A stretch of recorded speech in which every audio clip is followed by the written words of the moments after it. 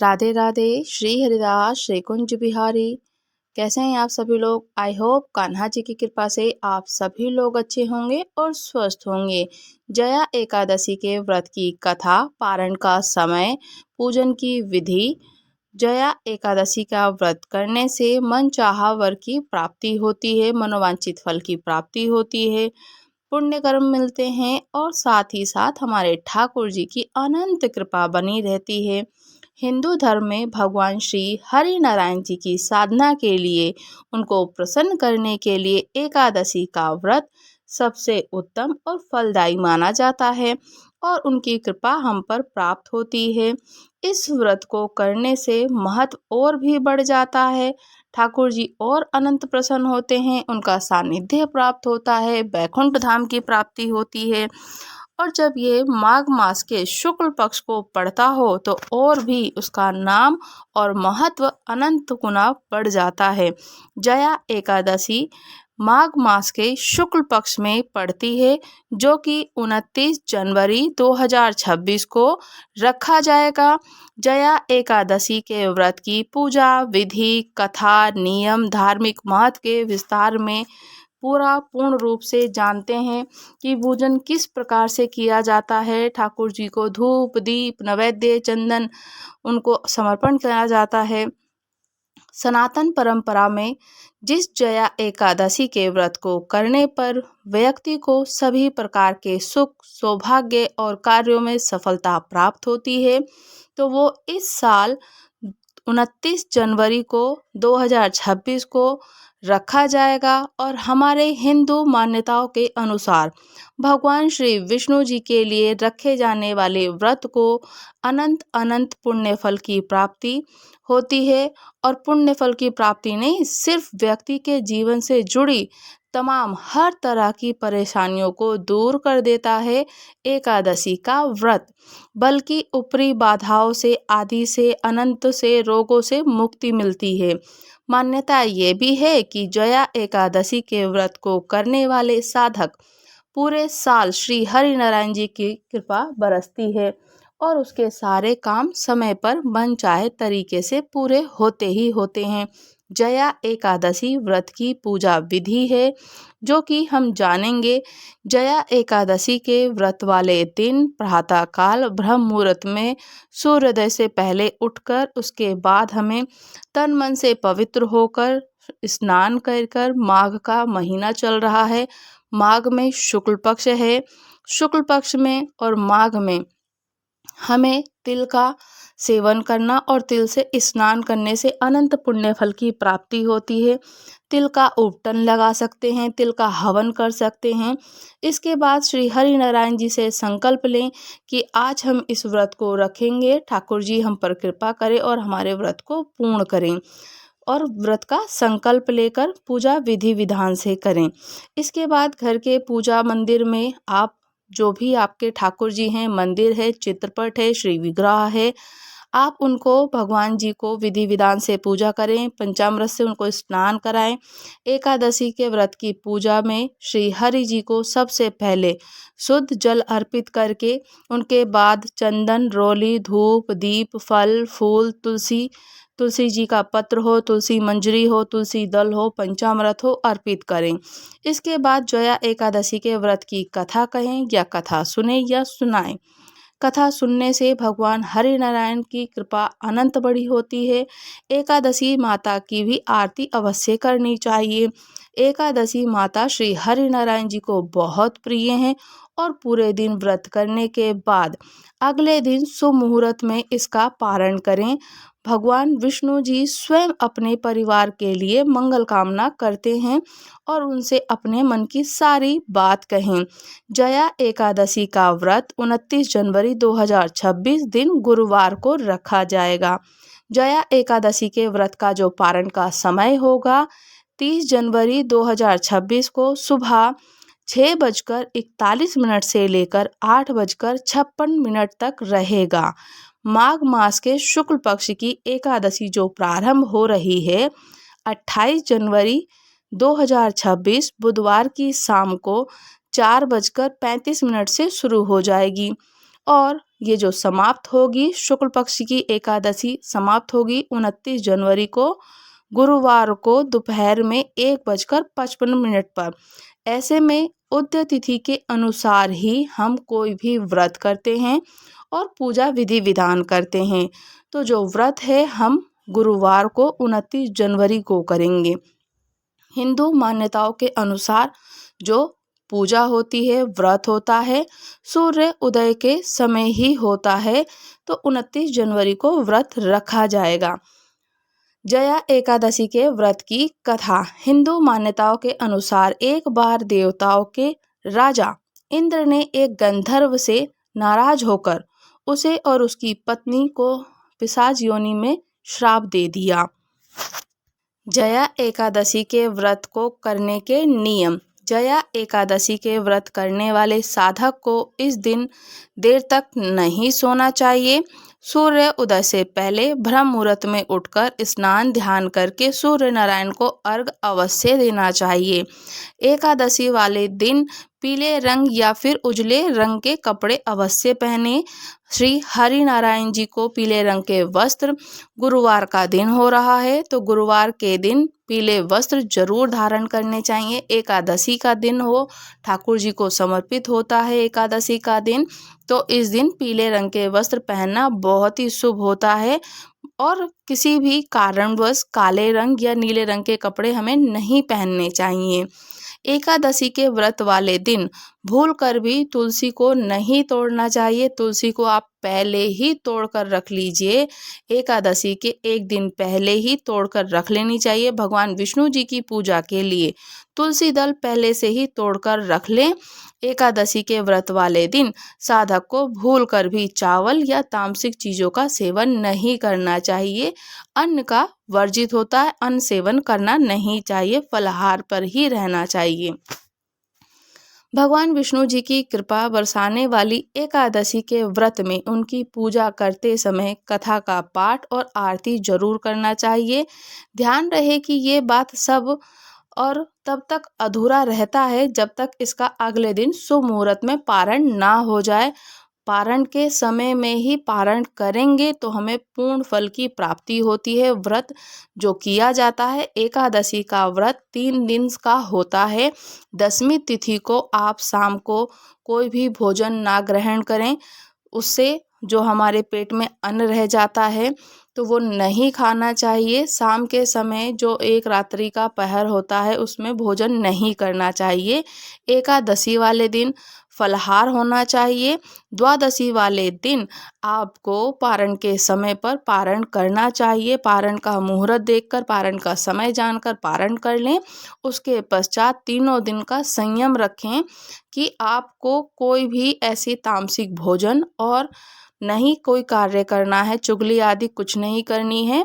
तो आपका 3 दिन का तब एक व्रत का फल मिलता है। जया एकादशी के व्रत करने वाले साधक को विशेष रूप से ब्रह्मचर्य का पालन अवश्य करना चाहिए। जया एकादशी के व्रत वाले दिन खाली समय में किसी की आलोचना, निंदा भी नहीं करनी चाहिए। आप अपना समय भजन, कीर्तन, मंत्र को जाप करने में, अग्निहोत्र करने में, जो भी आपका समय है वही आप समय लगाएं। जया एकादशी का व्रत धार्मिक महत्व और बढ़ जाता है कि सभी प्रकार के बाधाओं को दूर करके शत्रुओं पर विजय प्राप्त होती है। जया एकादशी के पुण्य के प्रभाव से सभी प्रकार के पापों से मुक्ति मिल जाती है। जया एकादशी के व्रत को विधि विधान से करने पर साधक को सुख, सौभाग्य और धन धान्य, संतान, मोक्ष की प्राप्ति होती है। माघ मास में पड़ने वाली जया एकादशी पर दान करने से साधक को 3 गुना ज्यादा फल मिलता है। माघ का महीना शुक्ल पक्ष, माघ में तिल का दान करना और आप अन्य वस्तुओं का भी दान कर सकते हैं। और आरती हमें अवश्य करनी चाहिए। आरती को एकादशी के दिन एकादशी की माता की भी पूजन अर्चन करनी चाहिए, जिनका प्राकट्य भगवान विष्णु जी के शरीर से हुआ था, एकादशी माता का। ऐसे में जया एकादशी व्रत वाले दिन एकादशी माता और भगवान विष्णु जी की विशेष पूजा आरती करनी चाहिए। जया एकादशी माता की आरती कर दें और उनके मंत्रों का आप उच्चारण कर सकते हैं। विष्णु सहस्रनाम का पाठ कर सकते हैं। विष्णु सहस्रनाम के साथ आप गोपाल सहस्रनाम का भी पाठ कर सकते हैं, राधा जी का भी पाठ कर सकते हैं, पुराणों का आप चर्चा कर सकते हैं। ठाकुर जी की कृपा अनंत बनी रहती है। ठाकुर जी का हम पर अनंत कृपा बनी रहे तो इससे हमें उनके पुण्य फल की प्राप्ति होती रहे। दान करें, वस्त्र हो, आपकी सामर्थ्यता जितनी हो, उनको पूजन, धूप, दीप, नैवेद्य करके आप भोजन पारण करें। जया एकादशी के व्रत की कथा। जया एकादशी को व्रत करने से व्रत के जो साधक होते हैं उनको मनचाहा वर मिलता है और व्रत करने से प्रेत योनि से, पिशाच योनि से भी मुक्ति मिल जाती है। इस दिन व्रत करने वाले को व्रत की कथा अवश्य पढ़नी चाहिए और पूजा का संपूर्ण फल तभी प्राप्त होता है। व्रत की कथा को अवश्य पढ़ें, सुने या सुनाएं। भगवान श्री कृष्ण जी ने महाराज युधिष्ठिर को इसके बारे में बताते हुए कहा कि एक बार इंद्र की सभा में अप्सराएं नृत्य कर रही थीं। सभा में प्रसिद्ध गंधर्व पुष्पवंत, उसकी लड़की पुष्पवती तथा चित्रसेन की स्त्री मालिनी और उसका पुत्र माल्यवान भी थे। उस समय पुष्पवती माल्यवान को देखकर मोहित हो गई और काम का भाव उसके मन में जाग गया। उसने अपने रूप सौंदर्य को हाव भाव से माल्यवान को काम आसक्त कर दिया। पुष्पवती के आदित्य रूप के कारण माल्यवान भी काम का आसक्त हो गया। दोनों कामासक्त होकर यौन क्रियाओं में लिप्त हो गए। उन्हें अलग करने के लिए राजा इंद्र ने दोनों को बुलाकर नाचने का आदेश दिया। इंद्र का आदेश सुनकर दोनों ही नाचने लगे तो लेकिन काम के आतुर होने के कारण सही से नृत्य नहीं कर पा रहे थे। इंद्र सब समझ गए और उन्होंने क्रोधित होकर दोनों को श्राप दे दिया कि तुम दोनों स्त्री पुरुष के रूप में मृत्युलोक में जाकर पिशाच का रूप धारण करो और अपने कर्मों का फल भोगोगे। इस प्रकार से उनको श्राप दे दिया और श्राप देते ही कहा कि तुम मृत्युलोक में जाओगे। इंद्र के श्राप के कारण दोनों हिमालय पर पिशाच बनकर दुख पूर्वक अपना जीवन व्यतीत करने लगे। दोनों को पूरी रात नींद नहीं आती थी। एक दिन पिशाच ने अपनी स्त्री से कहा, ना मालूम हमने पूर्व जन्म में ऐसे कौन से पाप किए हैं जिससे हमें इतना कष्टदायक पिशाच योनि को प्राप्त हुए हैं। तभी एक दिन अचानक दोनों की भेंट देव ऋषि नारद जी से हो गई। देव ऋषि ने उनसे पूछा कि तुम्हारे दुख का कारण क्या है। तो पिशाच में दोनों पति पत्नी बोलते हैं कि यथावत वह संपूर्ण बातें कह सुनाते हैं कि हमें इंद्र ने श्राप दिया और पिशाच योनि हमें प्राप्त हुई। तब नारद जी ने उन्हें माघ मास के शुक्ल पक्ष की जया एकादशी का संपूर्ण विधि विधान बताया और उनको व्रत करने के लिए कहा। नारद जी के परामर्श से दोनों ने विधि विधान से जया एकादशी के व्रत को रखा। पूरी रात भगवान हरि नारायण जी का स्मरण करते हुए रात को जागते हुए जागरण करा, भजन कीर्तन करा, उनका मंत्र उच्चारण करा। दूसरे दिन प्रातःकाल होते ही भगवान विष्णु जी की कृपा ने उनको पिशाच योनि से देह छूट गया और दोनों फिर से पूर्व शरीर को प्राप्त होकर इंद्रलोक में पहुंच गए। वहां जाकर दोनों ने इंद्र को प्रणाम किया तो इंद्र ने भी इन्हें पूर्व के रूप में देखकर हैरान हो गए और पूछा कि तुमने पिशाच योनि से देह कैसे छुटकारा पाया है। तब दोनों ने उन्हें अपना पूरा का पूरा वृतांत सुना दिया कि हमें श्री नारद जी ने बताया कि आप जया एकादशी के व्रत करो, इससे आपके पिशाच योनि से वृतांत का सारा बताया। तब उनको इंद्र ने कहा अपनी सारी प्रजा को कि जया एकादशी का व्रत सभी लोग करेंगे, इससे सभी लोग पिशाच योनि से और अपने मन चाह के वर को पाएंगे। जया एकादशी के व्रत की कथा अनंत अनंत पुण्य फल की प्राप्ति देती है। हमें पुण्य फल की प्राप्ति के साथ साथ हमारे सारे रोग, पिशाच योनि से मुक्ति और हमारे कष्टों का निवारण होता है। जया एकादशी के व्रत की दूसरी कथा। एक समय की बात है, अर्जुन ने भगवान श्री कृष्ण जी से प्रसन्न करते हुए कहा कि भगवान, अब आप कृपया करके मुझे माघ माह के शुक्ल पक्ष की जया एकादशी का महत्व विस्तार पूर्वक से बताइए और इस एकादशी के व्रत से करने से हमारे जो मन की मनोकामना है वो पूर्ण हो जाए। भगवान श्री कृष्ण कहते हैं कि माघ के माह के शुक्ल पक्ष की जया एकादशी कहते हैं। भगवान श्री कृष्ण जी ने कहा, ये तिथि पापों को हरने वाली इस एकादशी का व्रत करने पर मनुष्य को कभी प्रेत योनि में नहीं जाना पड़ता है। एक समय की बात है, स्वर्गलोक में देवराज इंद्र राज्य करते थे। देवगण पारिजात वृक्षों से भरे हुए नंद के वन में एक बार अप्सराओं के साथ घूम रहे थे। नंदन वन में उत्सव का आयोजन भी हो रहा था। इसमें देवता ऋषि मुनि सभी कोई मौजूद थे। सभी वहां देवता ऋषि आए हुए थे। उस समय गंधर्व गान हो रहे थे। गंधर्व कन्याएं नृत्य कर रही थीं।